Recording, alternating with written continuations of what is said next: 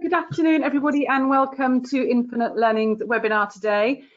We are delighted to be running this webinar in partnership with Dr. Richard Churches, and we're welcoming him to speak about applying the science of learning to the classroom and learning recovery. In particular, learning recovery, I think, is something that we're all fascinated with at the moment, and if we're not perhaps in light of COVID and the way that's dramatically affected education across the world.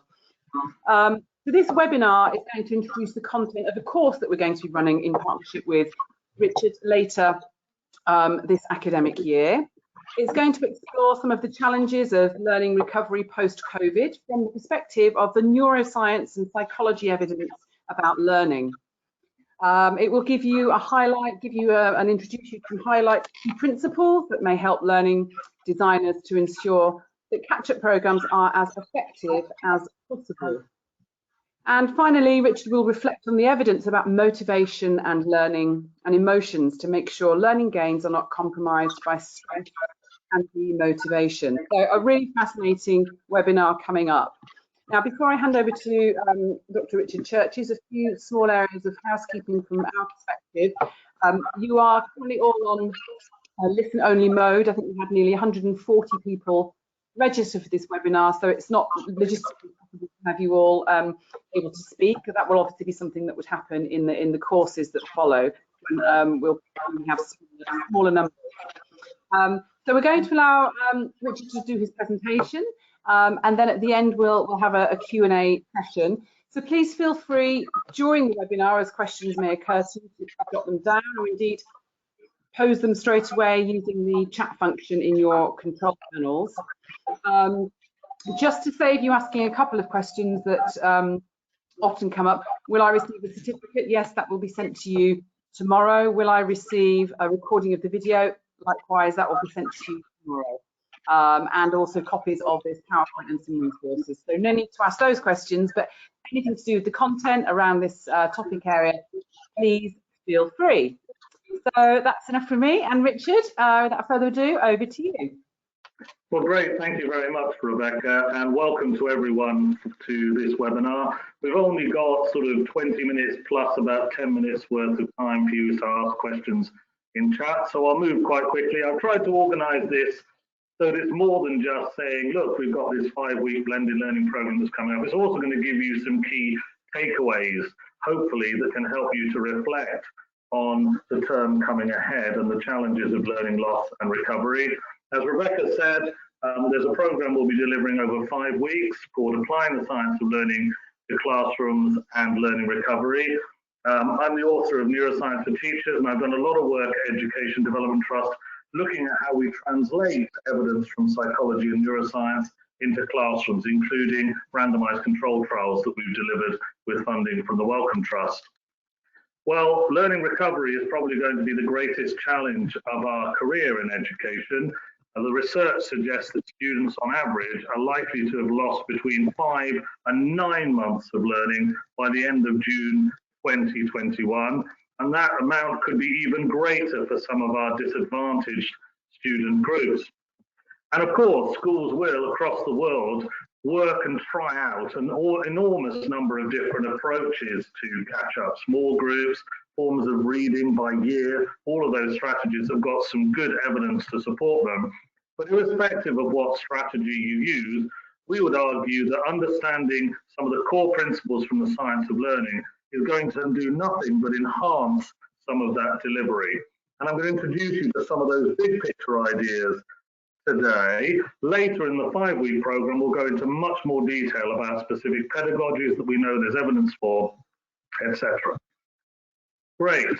So, to cover resources we're going to send you at the end of this. We marketed this program with a little neuro myths and facts quiz, only a few items. You may have seen that. Whether you saw it or not, we'll send you that quiz later. It doesn't get down into the pedagogy particularly, but it's good to be aware of what some of the facts are around that area.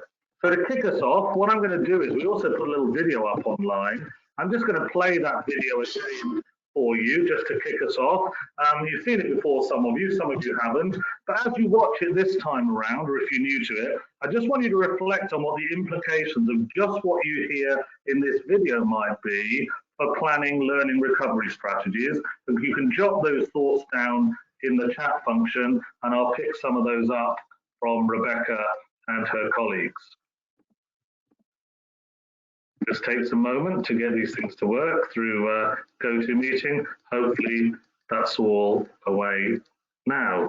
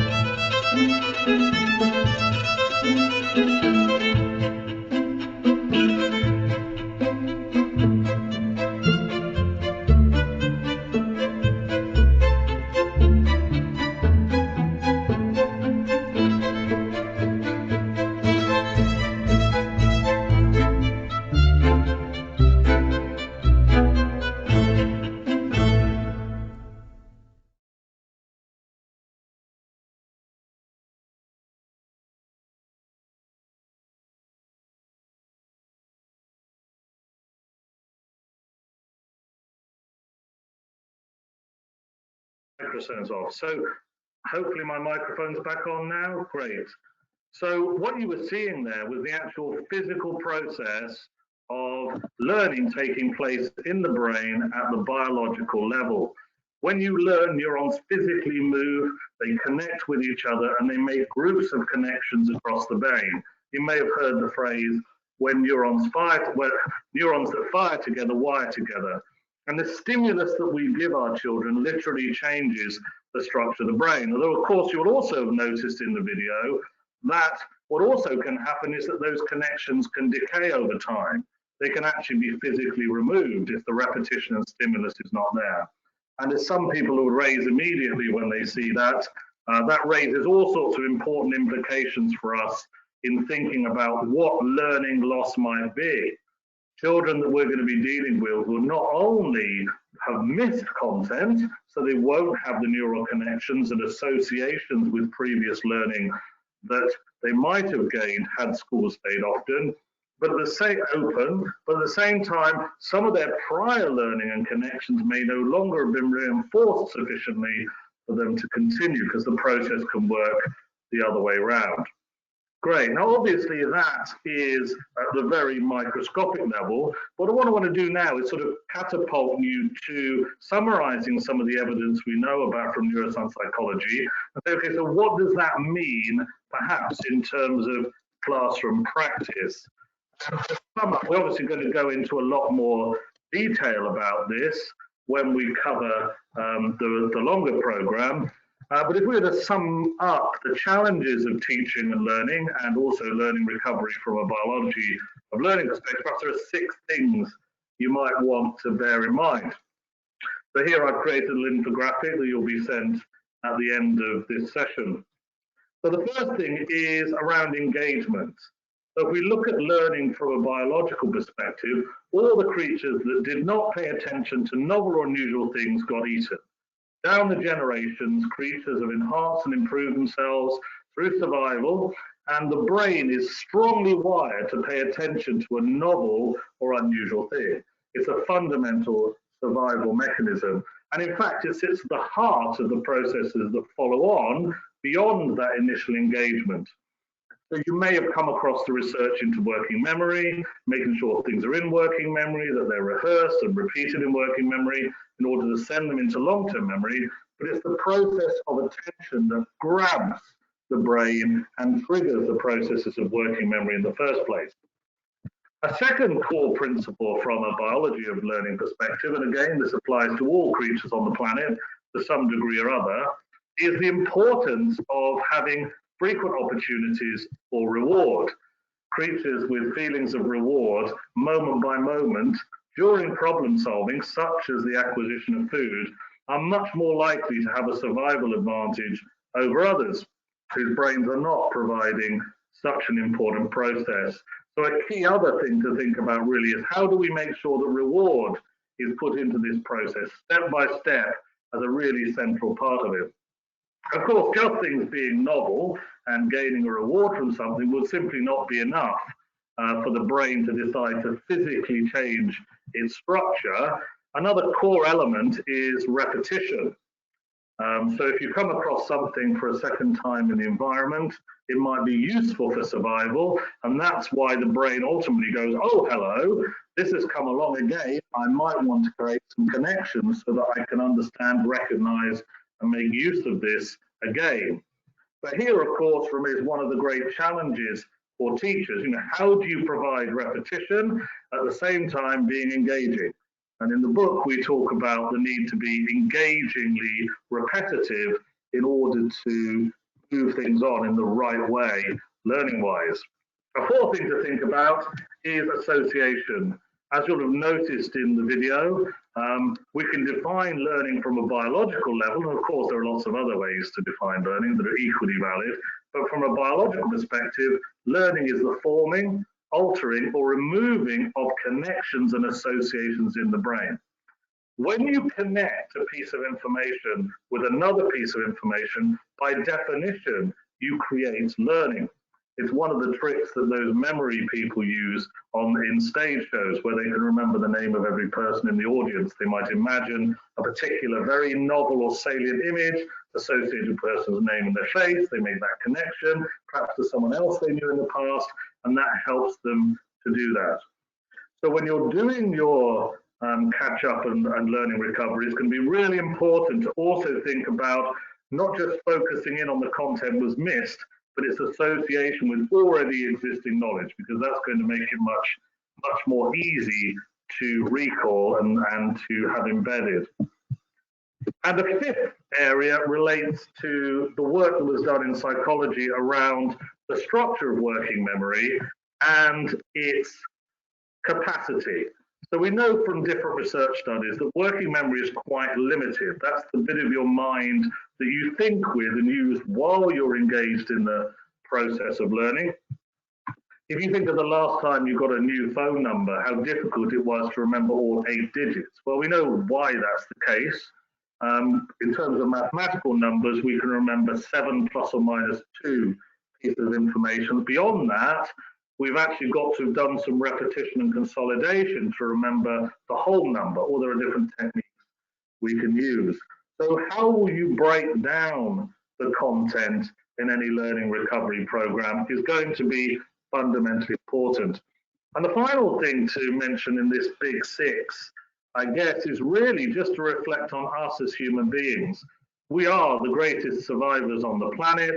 We are programmed to do that. And one of the mechanisms that has made us so successful is that very large parts of the human brain are orientated towards social process. And that's because being social has a huge advantage compared to being unsocial, if you like.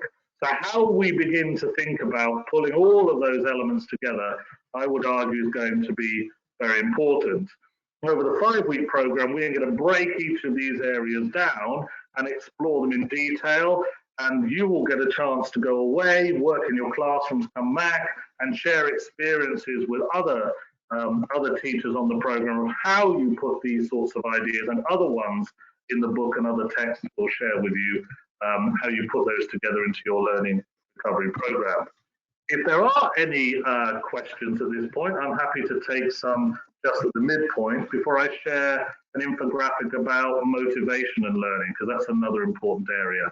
Rebecca, do we have any questions?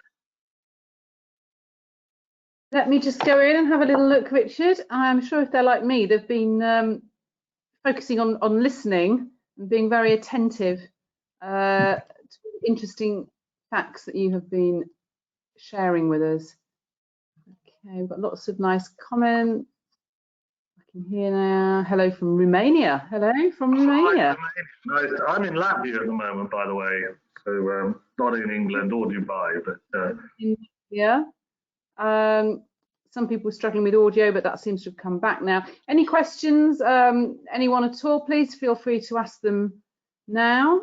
Richard is here and available. Happy to move on and let people think more during the next part of the presentation. Yes, I think that's probably the best approach, Richard. Thank you. So just one of the exciting things I think we discovered, and this work we've been doing on mining really the neuroscience and psychology evidence for things that are translatable into classrooms. And of course, there are caveats around the translation of this evidence, and we need a lot more evidence. But one of the exciting things I think we began to uncover about 10 years ago was really when we sat down to talk to neuroscientists about their view of what a good lesson might look like. It wasn't that far from what we would think of as an outstanding lesson anyway. And the evidence pretty much backs up a large amount of the education research. I would say two things that probably are important to bear in mind. You know, the brain is an automatic process when it comes to learning. It's only going to learn what input you put in. And so it's really important that your processes are focused on what is the outcome of this lesson going to be in terms of the knowledge, understanding, or skills that children are going to learn. It's quite easy with some modern pedagogies to create busyness in the classroom, and there's nothing wrong with that from a motivational point of view and engagement point of view. But are the children actually learning, and how do you know they're learning? And that ties to what we know about assessment for learning. Of course, within that, motivation is key as well. It would be perfectly possible to create a program which adhered to all of these interesting and exciting principles, but at the same time was simply not motivating children. And so we're also going to be looking in the program about what we know about mood, stress, motivation, emotions and learning. And I've got a little infographic here that pulls out again a list of probably the things you should be most concerned about, particularly moving into a world where children have not been at school, they've been in a high stress environment, working on their own. They're almost going to be back from a big summer holiday, but where they've had to work.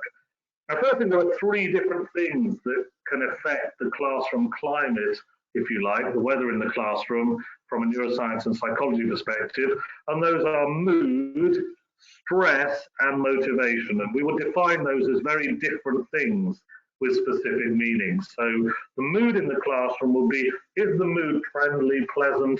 That's all about the teacher's engagement. Stress can be related to the nature of a task and whether that task is achievable. Is it pitched too hard? Is it pitched too low? Is there too much pressure in terms of testing perhaps might create stress? And motivation is really around some other areas that we'll talk about, perhaps related to praise, particularly in the classroom. So we know quite a bit now in teaching about how the brain's likely to affect things. There's one particular brain called the amygdala, which has a central role in processing emotions and generating those emotional responses. In essence, the outer layer of the brain, which is the crinkly bit called the cortex, is responsible for our higher order thoughts, our behaviors, the sorts of things we want to be presenting to children engaging in the classroom. But of course, the brain has very old origins. It has a brain stem, which is common to reptilian creatures within the middle. Mammals also have this middle range and a little bit of the cortex, but it's only humans that have this really wiggly outer layer. One of the problems is that when the brain gets stressed, the amygdala starts to change the nature of the blood flow in the brain. all the brain works all the time when you're learning, but blood can be diverted from the outer layers of the brain to perhaps what you might call more primitive areas that are to do with survival, flight, fight responses. And so it's a delicate balance to maintain a position where the brain is optimally ready to learn. But one of the things we know, particularly from psychology, is that stress is not all bad. And the research into performance and stress actually suggests that you need a certain level of stress in order to get high performance. You can see a graph there. We've got performance down the side. The higher up you are, the higher the performance, stress going from left to right. You can see that if you're in a very low stressed environment, performance can be quite weak. If you're in an overly stressed environment, performance can be weak. You need to find some sort of optimal range in which there is stress. And we sort of know that, don't we, from school improvement research. Schools that challenge their pupils often produce outstanding results compared to schools that don't have that level of challenge. But of course, there's a limit to how much challenge you might want to have before other sorts of problems emerge. So a couple of things to bear in mind. You know, when you start your learning recovery processes, how will you get staff to, what will the mood in the classrooms be? How will you manage stress in terms of what the expectations are in performance? Are they too high? Are they too low? Is there not enough challenge? Is there too much challenge? And then also we'll look at some motivational thoughts now as well. And again, we'll go into a lot more detail around the research into these. We also know, and this is predominantly coming from studies that neuroscientists have done, looking at classroom practice, that risky games can be beneficial.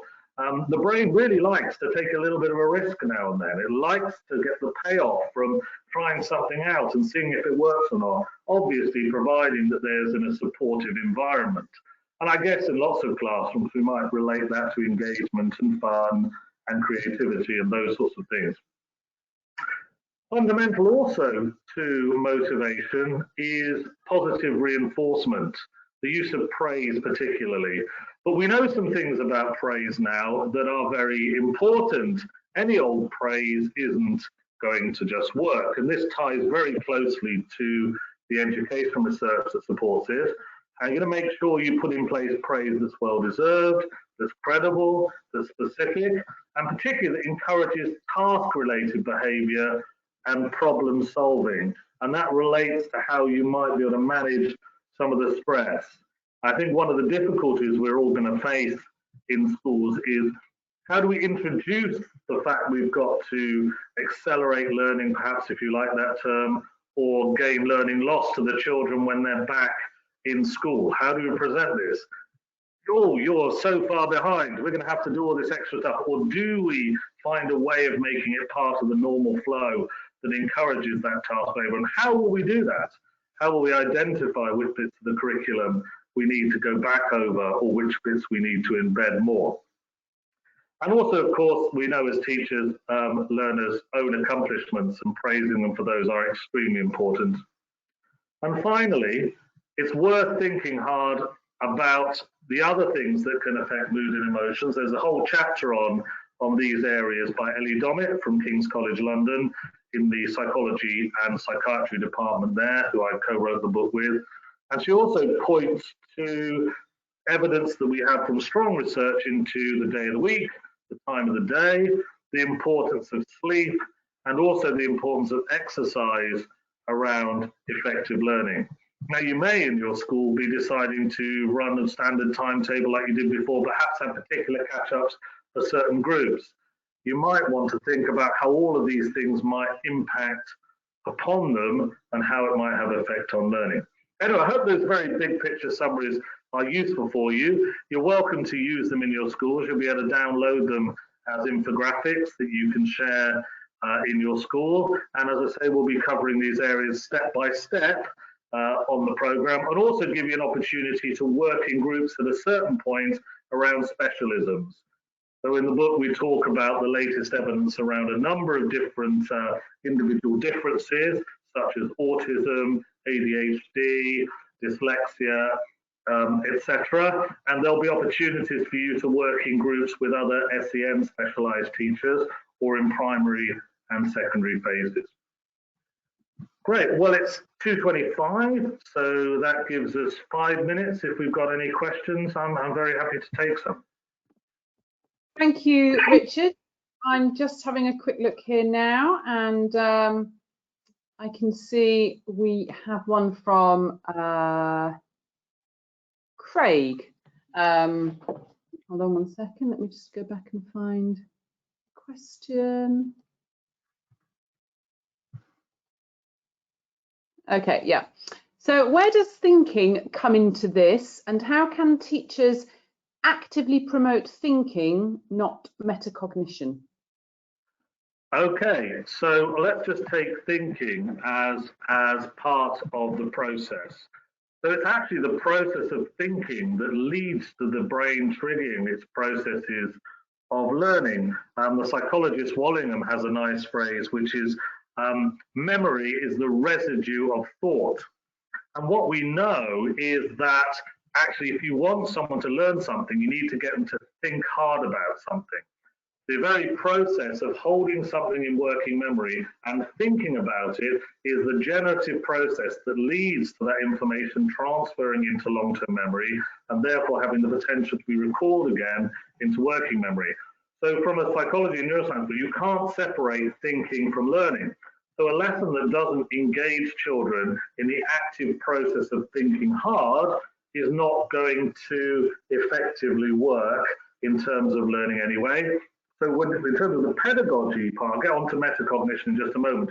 In terms of the pedagogy aspect of that, we've had a number of really important studies that have taken place into how do you get children to think hard and how do you organize pedagogy in that way. Broadly clustered together into the phrase the desirable difficulties research. And there are some simple ways in which thinking can be encouraged.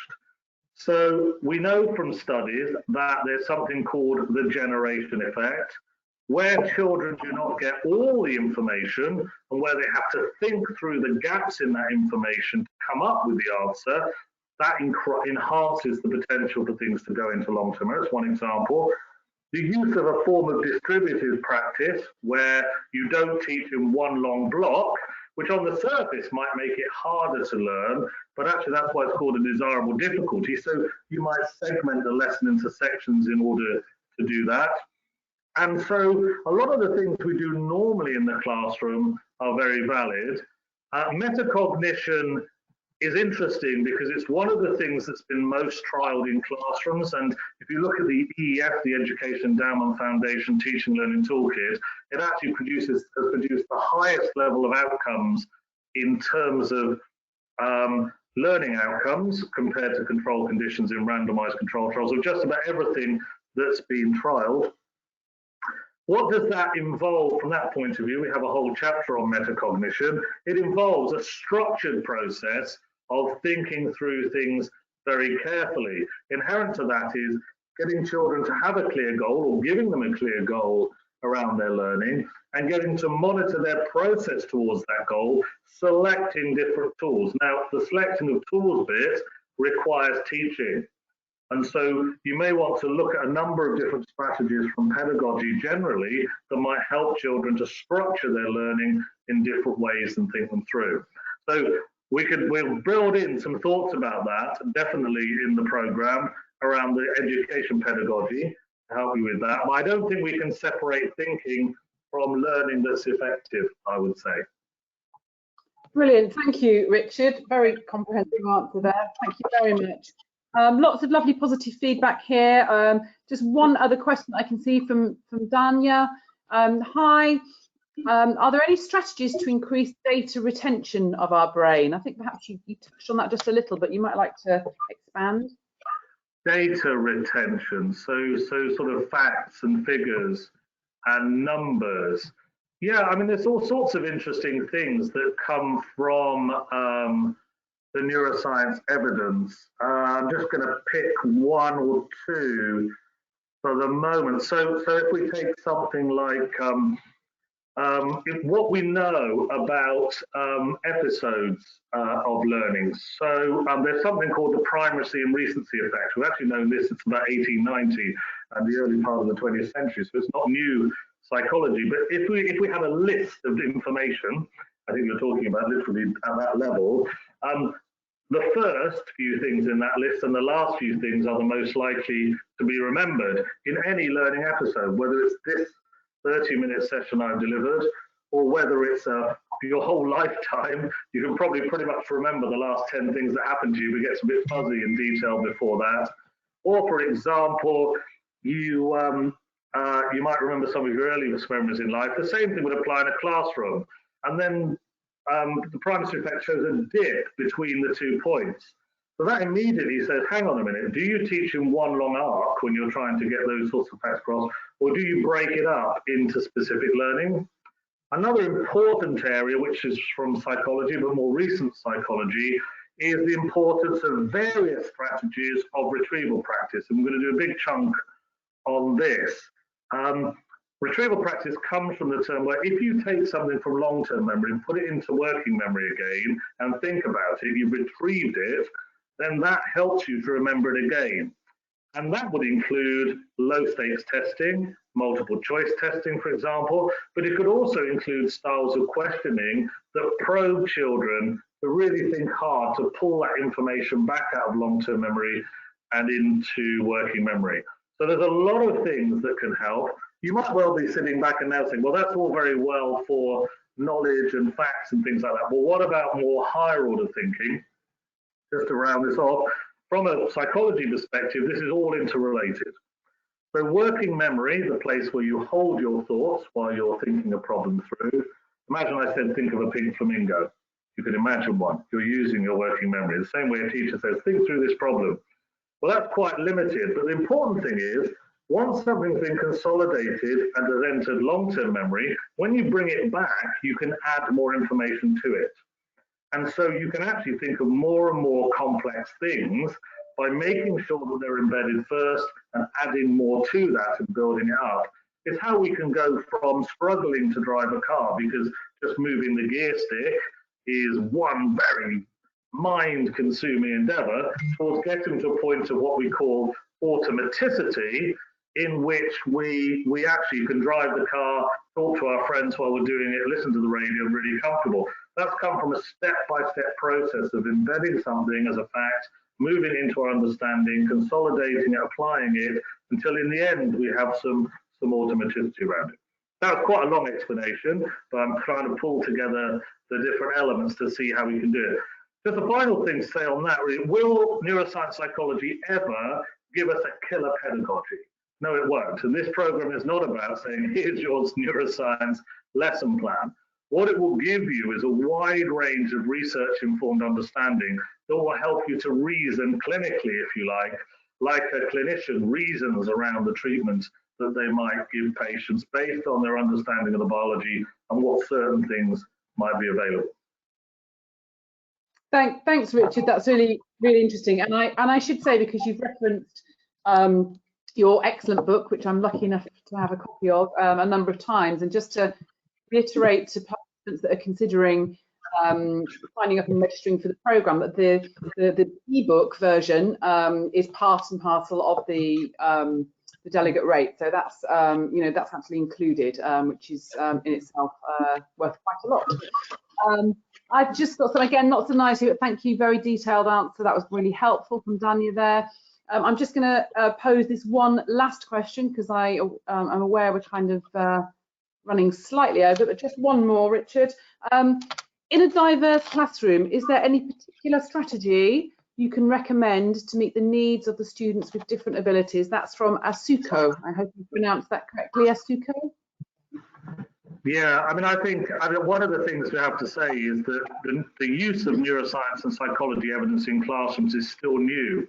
So we don't have huge amounts of actual pedagogy design. We do have some trials and ways of doing that. Meeting the needs of all children is a challenge for all teachers in the classroom. What I would say is, if you're looking at that from the point of view of learning recovery, it's going to be extremely important that you know what the starting point for the children is going to be. And here I'm drawing more on the educational side of the research and then making an argument for for thinking about the things that we've talked about, unless you've got a clear and effective way of diagnosing where the different groups are in your classroom. I think it's going to be very difficult to provide the right forms of learning in place for those children. I would say if we look at it from the point of view of getting the children to think hard, and that perspective, then forms of group work where you are making use of children in mixed ability groups is probably going to be the way that I would go as a teacher. The obvious potential for a child to embed their learning further by helping another group to overcome a challenge or a problem they haven't yet solved is clearly going to be useful strategy going forward. Thank you very much, Richard.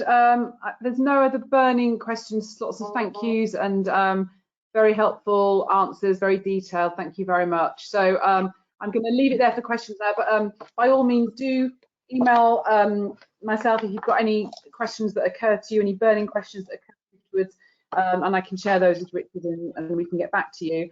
I mean, just a bit of reflection from my part, 5 to 9 months loss of learning is quite staggering, and in the UAE we've perhaps gone back to school and had a little bit normality than perhaps they've had more recently in the UK, but nonetheless those challenges are still there. And I think that diversity, we talked about students with different needs, but actually they'll be even more increased now, of course, because they know exactly what they've had at home. Every child's home learning environment and support is different, so they're going to come back when we all go back to school properly. This kind of understanding is going to be more vital than ever. And actually, as you played the video, Richard, my children just walked through the door back from school, so I asked them to watch the video and look at the neurons connecting, and then also to consider the idea of this pruning, that those connections inevitably can be lost, and how we go about kind of reconnecting, and the strategies that we might use, to me is absolutely fascinating, and I hope you've all enjoyed it as much as I did. Obviously, if you are interested in learning more and in more depth, then do take a look at our website and the information on the course there. When Sarah sends out the follow-up email, we'll include a copy of the flyer and a link to the web page. And as Richard said, we'll give you a copy of the PowerPoint and the resources there, so you can use those with your colleagues and your peers in school. We also have another webinar coming up with Richard, and that is on the 26th of April, so after the spring break. And the title of that webinar is Researching and Implementing Post-COVID Learning Recovery with Teacher-Led Research, a Call to Action. So I don't know if you want to just say very quickly something about that webinar coming up. Yeah, sure. Over the last 5 years, we've been drawing on our learning from medicine and healthcare, which was one of the things we tried to do at Education Development Trust. We've been looking at how things move forward, and one of the things we've been doing is teaching teachers to do randomized control trials and other forms of experimental research. And then we put all of that data into what's called a meta-analysis of all those different teacher trials or controlled studies. We just completed a program for the Department for Education into workload reduction, and we're currently working again with the Wellcome Trust on a project that's looking at science teaching. We've got a group of teachers that are doing lots of trials on one type of science pedagogy versus another. And we thought, wouldn't it be interesting to combine a program where you learn research methods, but then we focus in on learning recovery strategies? Because despite the exciting thing that is neuroscience psychology evidence, despite much of the pedagogical evidence we'll be drawing on, we have never been in a situation before where we might be trying to recover learning in the way that we've had to after the coronavirus health emergency. So it's an opportunity. It's fundamentally a research methods training program. If you attend the program, we're asking you to try out different strategies in your classrooms, in your schools.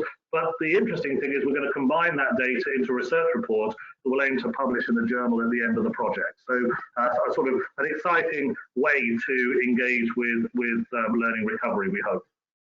Yeah, very, very exciting. I think the opportunity to, I always feel with these action research projects that it's so empowering for the the education profession as a whole, and then to be able to go on and actually get some work published is a really exciting opportunity to make a really important difference in the context of learning recovery post-COVID. So fascinating stuff, Richard. As always, you are a wonder of knowledge, and you know, I think you're a great testament to the power of neuroscience and understanding of learning, because your own knowledge is excuse me, is always immense and impressive. And thank you very much for giving your time today. I hope everyone, wherever you are, has enjoyed the session.